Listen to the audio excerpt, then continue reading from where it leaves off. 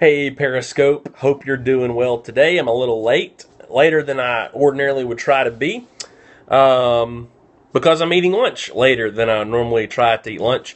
So just got carried away studying for a Greek test and eating later than I'd like. But thank you for joining in. Thank you for joining in and watching live. And whether you're watching a replay, we're thankful for you as well. I want you to carry your minds to your jobs. Ephesians 6, if you want to turn over there, you're welcome to. But just one quick thought from that good chapter, Ephesians 6. Think about this, that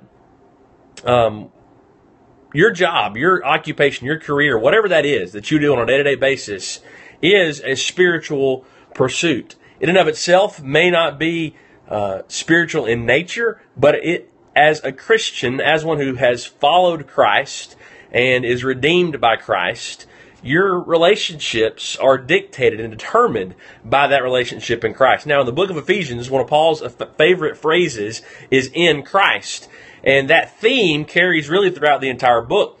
But there's a significant emphasis on that relationship, our relationship with the Lord, once he gets to chapter 5 and verse 21.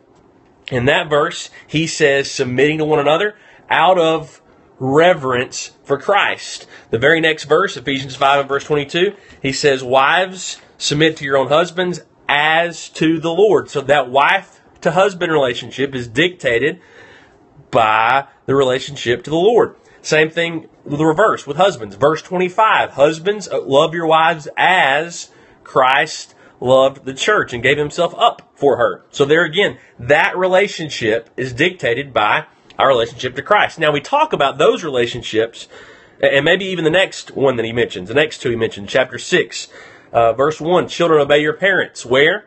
In the Lord, for this is right. Verse 4 of Ephesians 6, fathers, do not provoke your children to anger or to wrath, but bring them up in the discipline and instruction, where? Of the Lord. That's the sphere within which Paul says you do this relationship. You have this relationship where? In the Lord. But he continues that same theme when he moves into the next set of relationships, verse 5, slaves and masters. So he says, verse 5, slaves, obey your earthly masters with fear and trembling, with a sincere heart, as you would Christ. Later in verse 6, but as servants of Christ, doing the will of God from the heart, rendering service with a good will as to the Lord and not to men. He says it's going to be a temptation to only view this work relationship horizontally, but know that it is also a reflection of your vertical relationship with the Lord. So your job, our jobs, may only be secular in nature, but they're still a spiritual pursuit because we've been forgiven by God. We know God. We are in Christ. And therefore, all that we do is a reflection of that relationship with Christ. He does that again in talking about masters, employers, perhaps, in our society today. When he says, you don't threaten them, don't abuse them, don't mistreat them, knowing that they, your slaves, your employees, have a master.